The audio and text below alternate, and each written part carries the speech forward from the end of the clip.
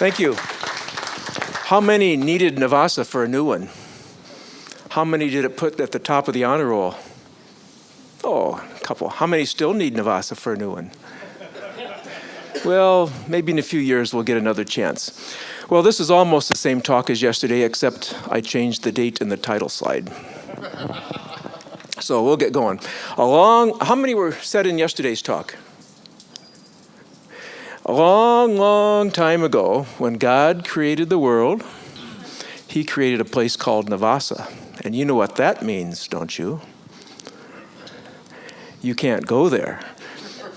He also created a place called DXCC, and you know what that means, don't you?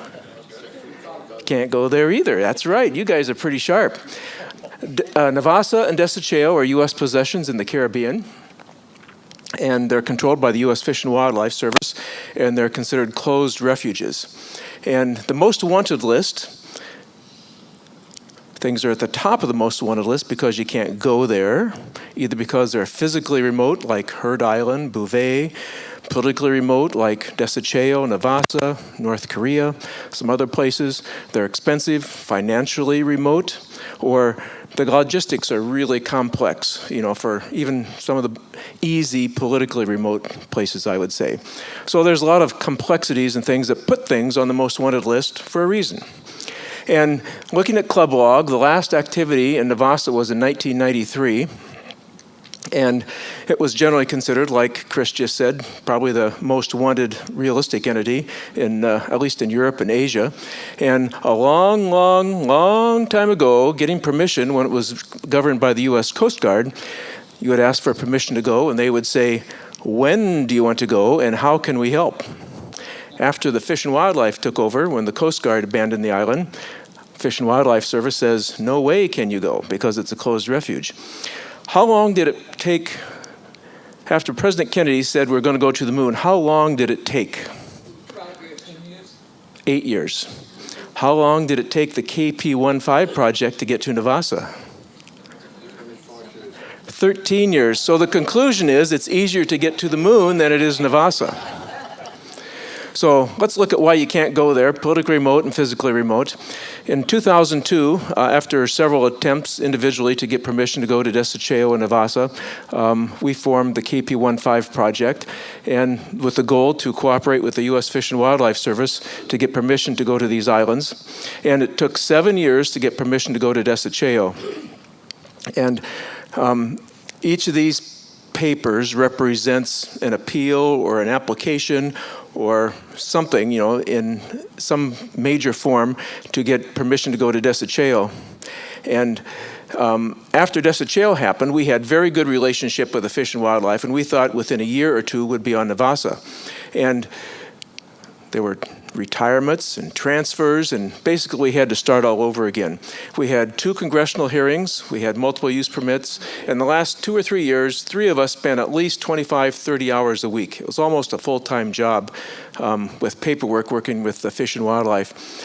In May, just before Dayton last year, May of 2014, we got this letter finally saying that one of our appeals to the appeals was approved, and we could go. But there'd be some strict parameters that they would put forth, and they'd have to take basically bids or proposals from other interested groups that had applied in the past.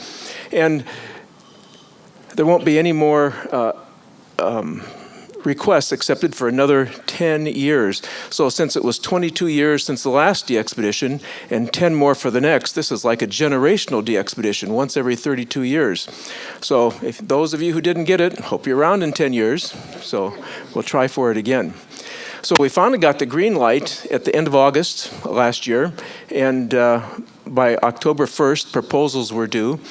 For DXCC, it took them about 2.5 months to make their decision for the groups that applied. This time, amazingly, it only took a couple of weeks, and we were notified that our proposal was the winning proposal. And they said, we have to go in January and February because that's the least bird nesting time.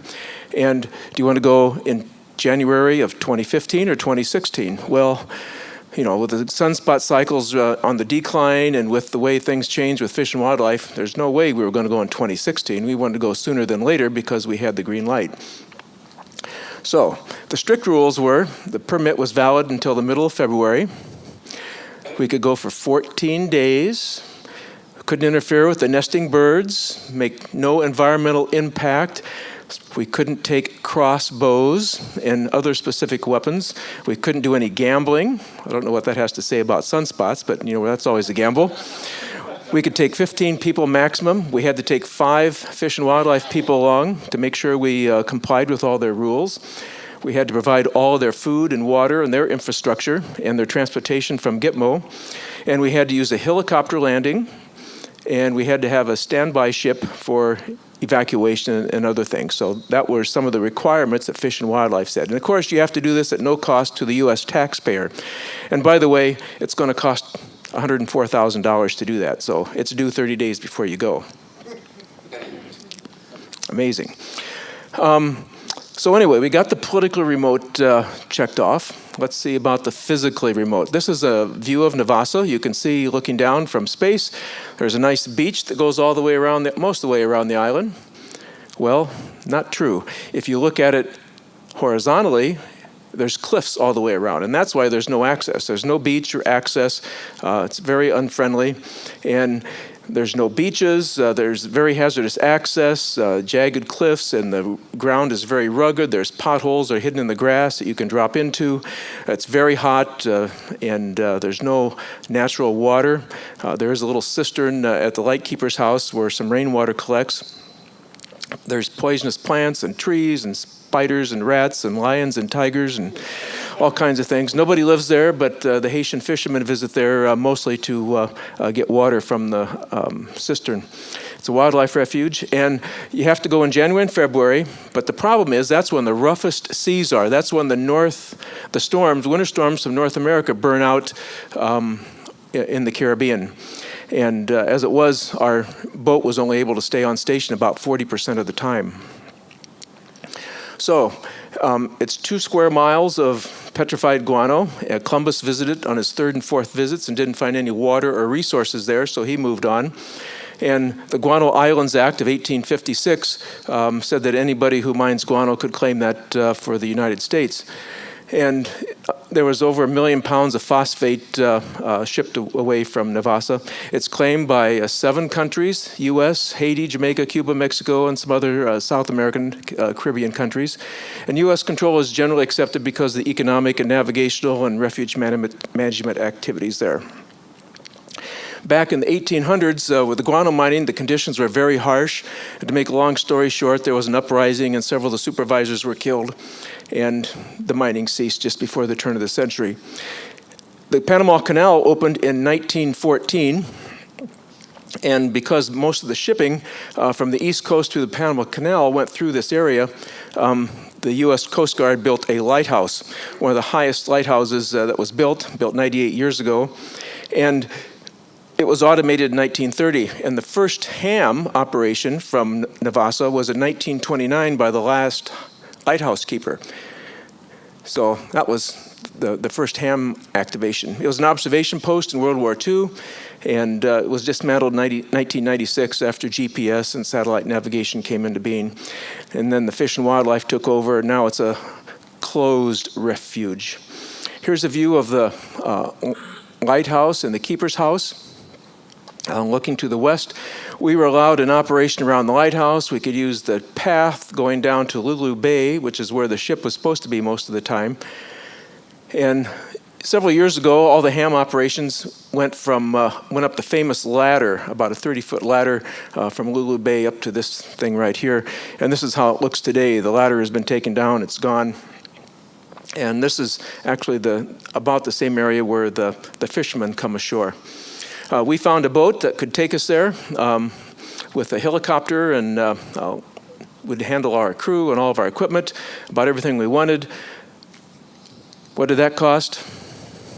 It's only $650,000. So that turned out to be not an option. So how to get there safely?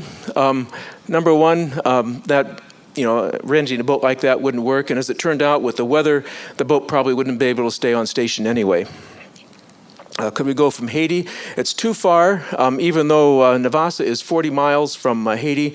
The closest airport where a helicopter could refuel was out of range, even with auxiliary tanks. And so and we tried to get permission from Guantanamo Bay, even at the highest levels of the Navy, but it was just impossible to get permission to stage out of there, even though that's where the Fish and Wildlife had to stage out of. And so the only option then was Jamaica, and we found a helicopter company in the Dominican Republic that had worked out of Jamaica before, and they thought they could service Navassa because it's only about 110 miles from this one little airport to Navassa, and with an auxiliary fuel tank, their big Huey could handle that fairly easily. And it would take about 2.5 hours round trip, and they had to carry about an extra 900 pounds or about 400 kilos of jet fuel. So that limited their cargo capacity about 700 kilograms for a round trip. And this little airport is based in the northeast corner of Jamaica in a little airport called Ian Fleming. Who knows about Ian Fleming? Most everybody does here, the inventor of James Bond. And, oh, by the way, it's $200,000 in advance. You know, that's what the helicopter is going to cost. We bought a package, and the helicopter had to stay on duty. That was one of the requirements from Fish and Wildlife. I mean, they had to stay on standby in case they were needed, just like the ship did. So there's where the helicopter landing would be on the island. And this is the vessel. George AA7JV and Tommy HA7RY, they were on Chesterfield, you know, the two of them for about a month. What was that, about 3 or 4 years ago? Maybe 5 years ago. But anyway, George has this very nice vessel, and he owned it, and fortunately it didn't cost us anything. So that could have been a big price, but that saved a lot of money too. And they had to stand by, at least on paper, in Lulu Bay, but they were, like I said, only able to stay on station about 40% of the time. And their goal was to resupply some water, food, and fuel, and be an evacuation route. And George had figured out this nice catenary and davit system to offload equipment and to get things back on the ship. You'll see it and see it in some action. So there, we've solved our physical remote. We can get there, and let's look at the expensive side. You know, the expedition itself didn't cost too much, but when you put in the fee from Fish and Wildlife and the transportation costs, it added up. In fact, our total cost was something like $372,000 or something like that. And we have, in our income right now, we have just a little bit less than $5,000, and I think we're going to probably use that as seed money to go back to Desecheo here in a couple of years. That's the plan anyway. So we've basically broken even, and we got our funds in just at the very nick of time. I mean, just as those bills were due, we got things in. So we really appreciate all the clubs, CDXC and other European clubs, GMDX. A lot of them just really helped, and we had a lot of individual helps too, and we had corporate sponsors. Our team put up a little bit more than half of the funds, and you can see about 20% of our funding came from Europe, a big percent from Asia, and the rest was from North America. So we've solved our expensive part. We got one more step to go, and that's to solve the logistics. It's really a logistics nightmare. On Desecheo, we had 14,000 kilograms of gear. We transported a freezer and a refrigerator and almost a complete chef's kitchen, plus all kinds of generators and a lot of stuff because it was such a short distance from Puerto Rico. And we reduced that down to, we thought we could buy with 9,000 kilograms. Well, add 15 people, their baggage, 2.5 gallons of water a day, and fuel for the generators. If you do the math, you know, it really adds up. I'm not very good at that, and if you can only carry 700 kilograms at $10,000 round trip, it adds up pretty fast. So we had a problem. Minimal viable configuration is what we came up with. Because of the weight and volume, you know, if we wanted to take everything we wanted to take, the last of the supplies would still be flying in as we were ready to leave, you know. So what if the boat couldn't come? What if they couldn't stay on station? Or what if the davit system catenary line wouldn't work? You know, so we had to come up with this minimal viable configuration. What is the minimum amount needed to pull off a DXpedition like this? Radios and amplifiers, some cables, some generators, some extension cords, some fuel. Got to have some antennas, got to have some coax, got to have some water and food to drink. We took MREs so we wouldn't have to have any kitchen equipment. We'll talk about those in a little bit. We took some tarps and cots. Got to have some tables and chairs to operate from. Oh yeah, I got to have some operators too. And we figured out that we could get this in 7 to 8 helicopter trips out and maybe 5 back. And as it turned out, we made it out in 7 trips and back in 4. So you'll see what the logistics are. This is our radios, headsets, our water, equipment, antennas, coax, everything, tables and chairs, even toilet paper we took. And this is a 20-foot container. This is the first layer and the second layer. And this 20-foot container was about 20% filled. The rest of it was air. But that's what it takes to mount, that's our minimal viable configuration to do a DXpedition. The only thing that's not there are gasoline containers, which we purchased in Jamaica. So the goals would be to obey all the rules of fish and wildlife, to have effective pileup management, make at least 100,000 Qs. We thought if we could do that, it would be a success. And we wanted to maximize the number of all-time new ones in the log that would work Navassa. And we wanted to really focus on our windows to Asia and Europe. We're going to be on all bands, but maybe not all band modes, and be safe and healthy.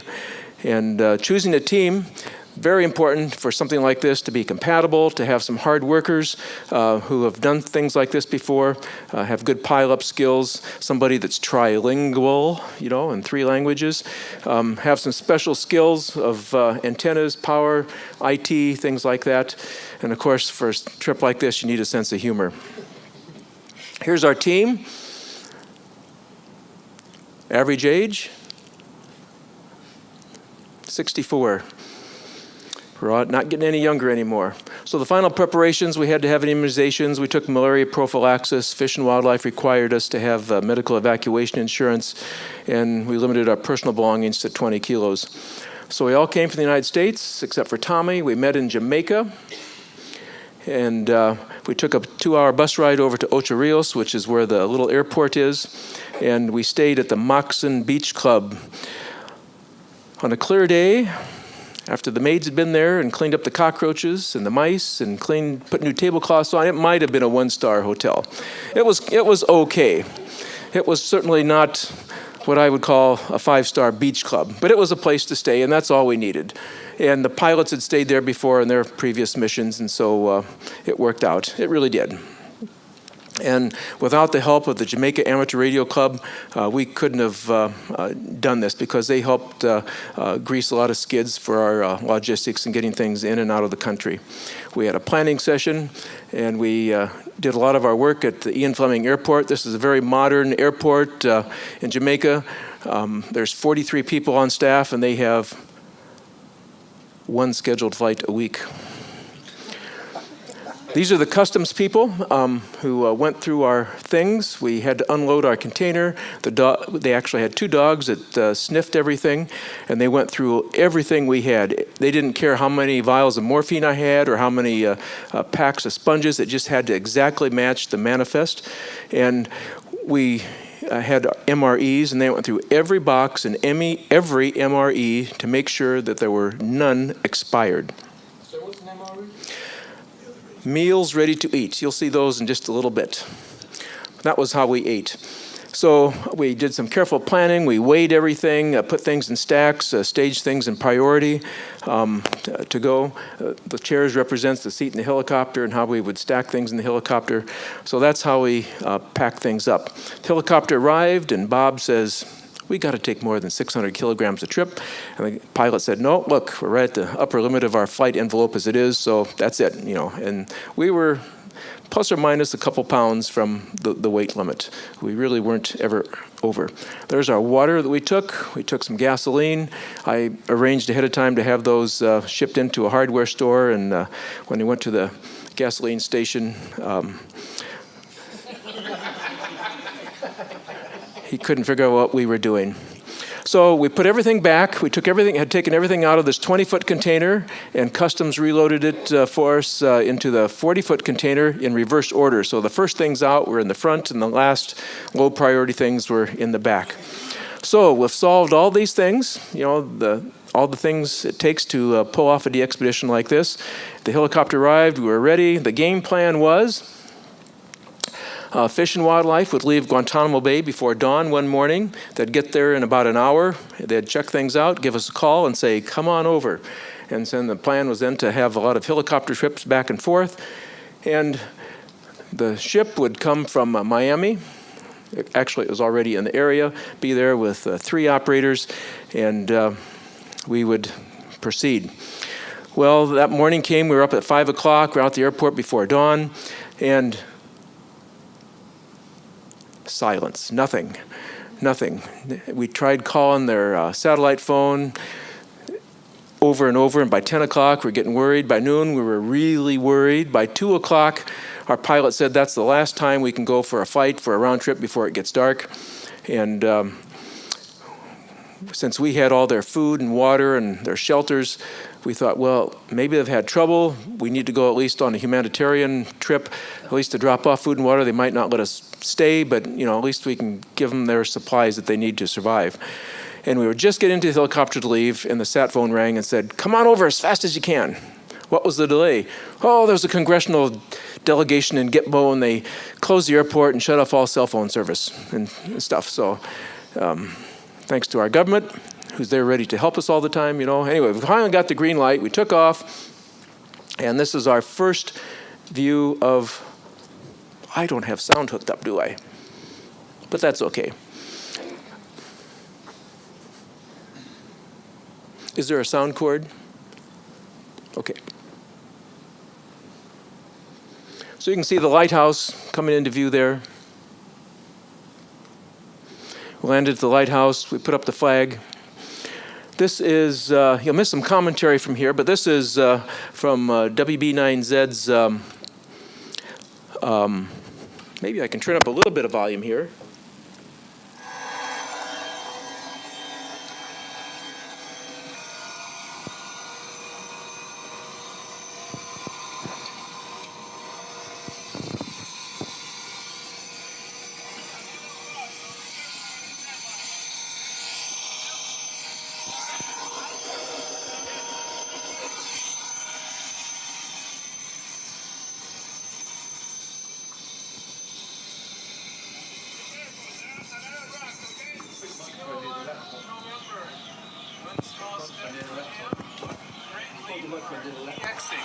Congratulations, Glenn. Jerry, good to be with you. Good to be with you.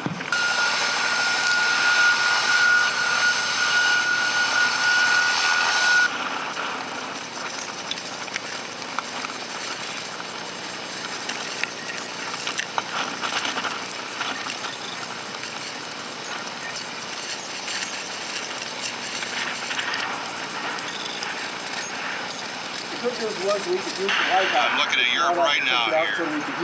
That's our shot to Europe. Glenn, do you want to describe what we're seeing here? This is Lulu Bay. It looks straight down. There's a structure, secondary structure over here that used to have the ladder. They climb up this 40 feet ladder. Okay, looks like we got a team here to do some work. This is all engineered by AA7 Juliet Victor. And our goal is to move all of this gas generators equipment and get it out into the area where we can haul it off with the helicopter.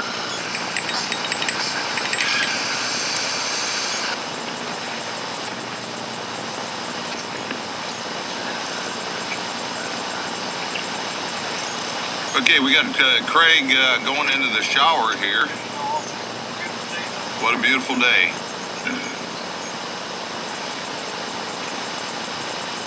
Here's the cistern where the rainwater collects. Okay. In the center of the keeper's house.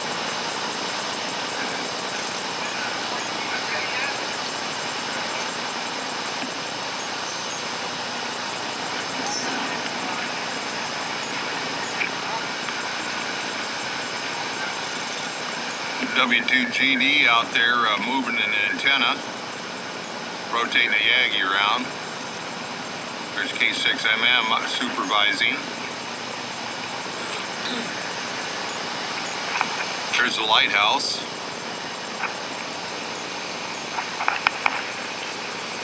American flag at the top. Here's a bunch of the wire antennas.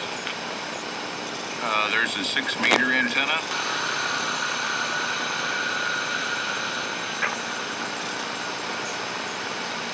There's Ralph K0IR. Here's the Navassa Power and Light. Some more of the stepper 2-element Yagis. Dipoles all over the place. They all worked extremely well.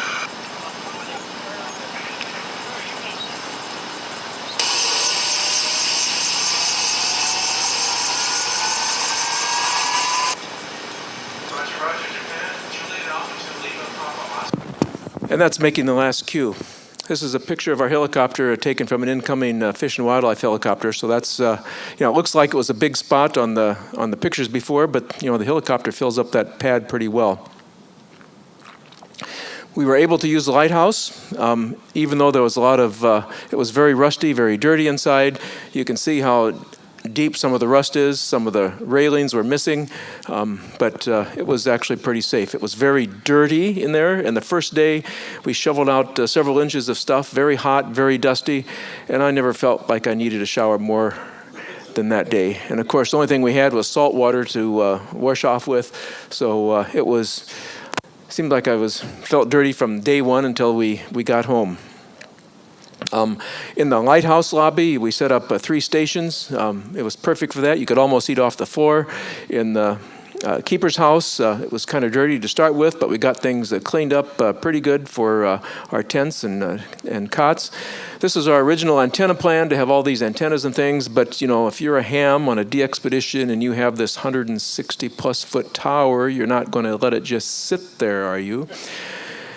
We figured that if Amazon could deliver with drones, we could do the same thing by carrying at least a line up to get started, to pull our antennas up. And we also brought one of these bazooka shooters to throw some lines over if we needed to. But as it turned out, we were able to use the lighthouse. We had antennas up very high out of every window. And I can almost say, we had low-band antennas better than 99% of our audience. This is a diagram of them. That 160-meter sloper goes right to Europe. You'll see how that works here in just a little bit. We had 2 steppers on one side, two steppers on the other side, and we basically had this little shelter where we ate, the CW and the sideband tents, and this is what it looked like inside. Worked out very, very well. And this is the 160-meter. There are 2 SGC 500s in parallel, powered from some batteries, and then a big battery charger from the generator kept the batteries up. So this kind of modulated the amperage so things didn't swing too much. Every antenna came to the back of this patch panel, and if you were assigned to a certain station, you'd pick the coax from that station and plug it into the antenna, adjust the stepper control, pick up your bandpass filter, and go to that station and work for a 3-hour shift. We had a lot of atmospheric noise for the low bands, and the beverages really brought it down to almost nothing. They were very, very impressive. Couldn't have done the low band work without those. So basically, this was our eating shelter where we operate CW and sideband. But where do we sleep? Our original plan was to put up these tents and tarps, but the ground was very rough and ragged. And fortunately, we were able to use the shelter, and we put up our tarps and cots in this after we cleaned it up. So that worked out pretty well. So we called this the Navassa Hilton, the front door, the back door. There's a lot of graffiti on the walls, but it certainly wasn't Kent's Hill. There's Suite 1. This is Sleep 2. Must have been a hard night. This is the light and power company where we had our generators. These 2,000-watt, Honda 2,000-watt generators worked very, very well. And we made a lot of DXers happy, getting all-time new ones in the log. We were well on our way to 140,000 Qs, and made a lot of friends in the process, I think. We worked until we dropped. We made a couple hundred Qs on 6 meters. Didn't work any Europeans, and very few North Americans, actually. We made a few satellite Qs. That was a lot of fun.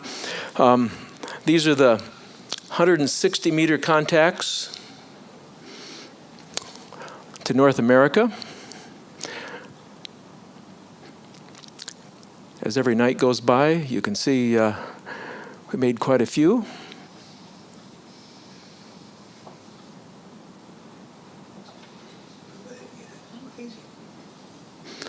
And by this time, I think we're working everybody. The numbers are getting a little bit less. Maybe it's conditions.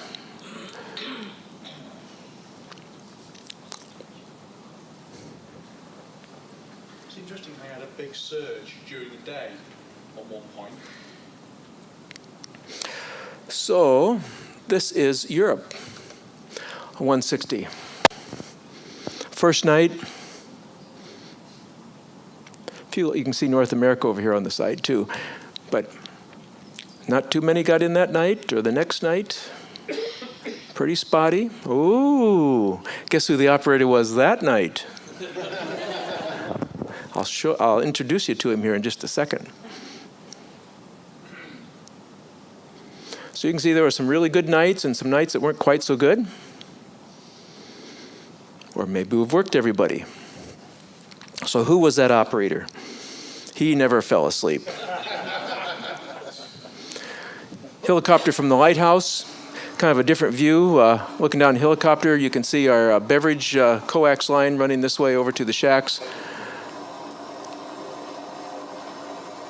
Just a little different perspective of a helicopter from above. And George, A7JV, quite a fearless guy. He's 70 years old, probably more fit than any 20-year-old that I know, very muscular. He put this ladder up. This is how the fishermen get on and off the island with this rope here. And he put up this ladder, and you can see after even a day or two, the rungs are broken. But this is how George first got on the island to help set up the davit and catenary line system. One time, the front of the boat got caught under here with the waves, and the rear end of the boat went almost vertical, and that was pretty scary. So anyway, that's how George got on the island to help set up that catenary and davit system. And he was pretty good at rock climbing with his bare hands and feet. This was the original sketch.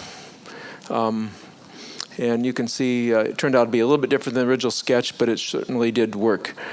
And these are some extra supplies of gasoline and water that we unloaded from the Electra. And this little video runs a few minutes, and this gives you a pretty good three-dimensional view of Navassa. This is from the Lulu Bay. There's a very steep ramp here, and then there's actually a fairly good incline on this sidewalk up to the first gas house. The lighthouse was powered with acetylene, and there were some very big acetylene tanks in the gas house. And there was a pipe that went up to near the lighthouse, and that was where we did the sideband operation. But this little shack right here is about the same, is exactly identical to the one up at the top. And this is where a lot of previous DXpeditions operate out of, right next to Lulu Bay.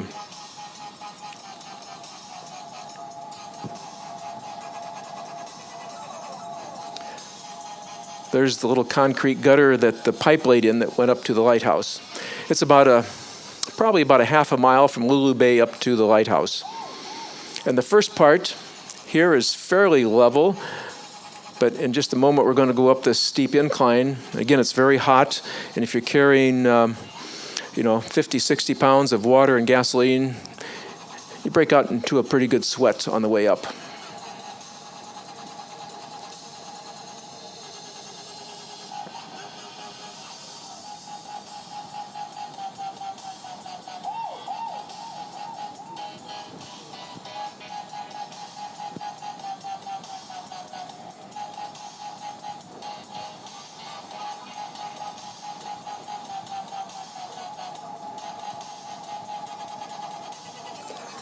So we get up here to the crest, and it's still a quarter mile over to the lighthouse.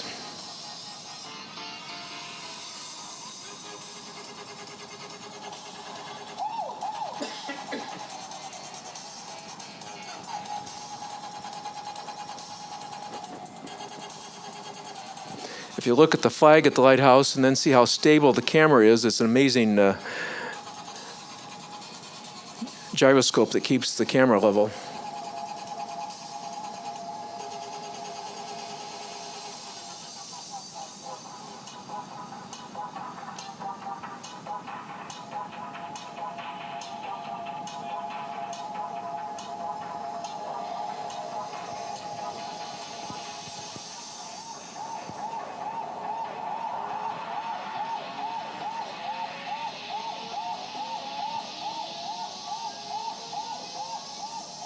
That's our view to Europe right there.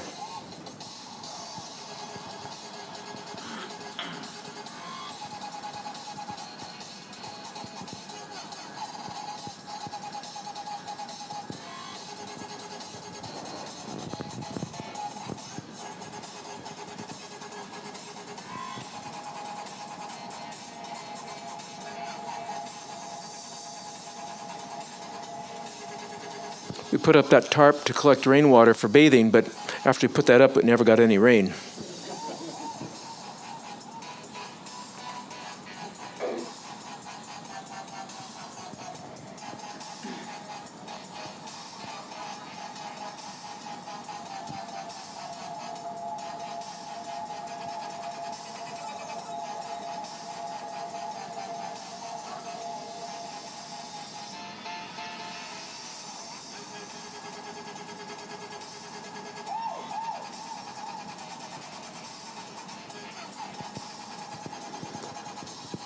So if you ever had any antenna trouble, get one of these little helicopters to check out your antenna. So he was a pretty good pilot. There's what it looked like. He was the first mate on the Electra. The landscape was very rugged. A lot of the broadleaf leaves that you see are poison wood. The cliffs are very tall. There's rats and black widow spiders and cockroaches. There's some unique lizards that live there, a few crabs, some bats, the last pseudophoenix in the world. The red-footed boobies is what the Fish and Wildlife was concerned about, that we would interfere with their nesting. And so we named our Meg tent the red-footed booby inn. And this is what it looked like inside. There I am looking for my next MRE. What is an MRE? It stands for Meals Ready to Eat. It also means meals refusing to exit, or in some cases, meals ready to expel, or meals resembling edibles, but mostly they're morale-reducing elements. They really weren't that bad. It could have been worse. These are a couple of my favorite, this beef patty and shredded beef, water, and binder product and barbecue sauce, whatever that is. But it was good. A new thing in the Army is our tacos, taco fillings. There's several taco fillings, and they come in this blue foil, and it's very popular in the military. And we had some fresh fruit and some candy bars from the Electra, and that was a real treat. Our kitchen was very simple. We had a little propane heater for heating water, a little ice maker, and a microwave oven. We had a high-tech comm board that told us where we were going to do things and what, and kind of kept track of our fuel usage and things. This is our op schedule we had every day. Take this one guy, everybody had a minimum of 4 shifts a day, and these were the bands he would be assigned to, and he'd have some sleep or rest periods maybe in between. And a couple times we had some hot meals from the Electra when it was able to be there in Lulu Bay. Of course, you got to take care of business too, and sometimes it's kind of difficult. But anyway, that's how we took care of things. It was really hot. We went through a lot of water, got a few cactus burrs in us, and some poison wood touched up. One day, the helicopter arrived and brought us breakfast, and what do you think it cost? Don't ask. It was with the last supply of fuel and water, so that was nice. We saw 2 water spouts while we were there, and it rained a lot after that. And then we decided to put up that tarp to catch rainwater, but then it didn't rain after that. This is a nice night view. I have to say something about the Haitian fishermen. They are very hard workers, and they would sail over from Haiti and fish around the island, and they would come up to the keeper's house for water from the cistern, and they'd come up usually a pair at a time. Sometimes we wouldn't see them for a couple, 3 days. Sometimes it'd be 2 or 3 pairs that would come up at once. But that's where they would get their fresh water, so they wouldn't have to bring it from Haiti. And when we were done, everyone suggested we give them what we had left over, because it would just cost us to take it back, and it would probably just be salvage stuff, and we knew they could use it. So we gave them our extra fuel, cots, tables, chairs, shelters, ladders, things like that, and they were very receptive of that, and they probably had one of the best days of fishing they've had in a long time. And this is how the last couple guys got off the island by the davit system, and Might have been a little scary, but unfortunately that last day was one of the calmer days, so you can see the seas are pretty flat. So that worked out pretty well. Then the Electra heads back to Miami. It's time to leave the last day. The helicopter is there, and I can't say enough about our fish and wildlife friends. They were very helpful, a lot of fun to work with. We worked with them on Desecheo, each one of them, so we knew them from before, and they've asked us to go back with them to Navassa sometime here, hopefully soon. And it was really a lot of fun to work with them. And we had a search to make sure we didn't take any souvenirs off the island with us, and a couple of us have some nice passport stamps of Desecheo and Navassa. And this is what it looked like traveling in the helicopter. And when we got back that last day, flying over the Moxon Beach Club, it was a 5-star hotel. Now, I was in the shower for 45 minutes. My fingers were wrinkled. It was good to be back, and we were really, really tired. How'd we do? We made 140,000 Qs. We said we'd be happy if we could make 100,000, and we did very well, I think. Almost 25% of our Qs were on 20 meters. We had a dedicated station on 20 meters all the time. We made quite a few Qs on 160. We set a record number of Qs on 75 phone and 12 CW. And 25% of our Qs were all-time new ones, or at least unique calls. And one of our best openings to Asia was the last 24 hours. 32% of our Qs were with Europe, and 6% with Asia, which was actually quite a bit of increase from Desecheo. So overall, again, it was a good third of our log was Europe, and not quite 60% was America. We had good, strong openings to Europe, but the rates were just a little bit slower. Can't blame you guys. It was a different part of Europe, but anyway, that's the way things are. So anyway, things are on the most wanted list because you can't go there. They're expensive, complex logistics, but sometimes you can go to places like this. And the next time you see a moon, full moon, just remember it's easier to go to the moon than it is Navassa. So here we are for our group picture. Thank you very much. Thanks for letting me be here, and I hope you all got your QSL card. Any questions? Yes? What did you use?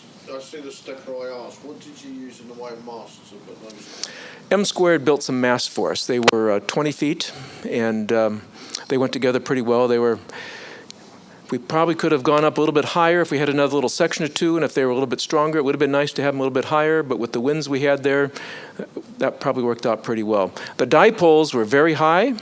The 40-meter dipole was at 110 feet, and it was our killer antenna on 15 meters because it was kind of a V-beam toward Europe. It was really a good antenna. So we had really good dipoles, too. I think in my honest opinion, the dipoles up high work better than the Yagis down low. Any other questions? Well, thank you very much for being here, and thanks for working us if you were in our log. And if you have any questions, I'll be glad to entertain them by myself. So.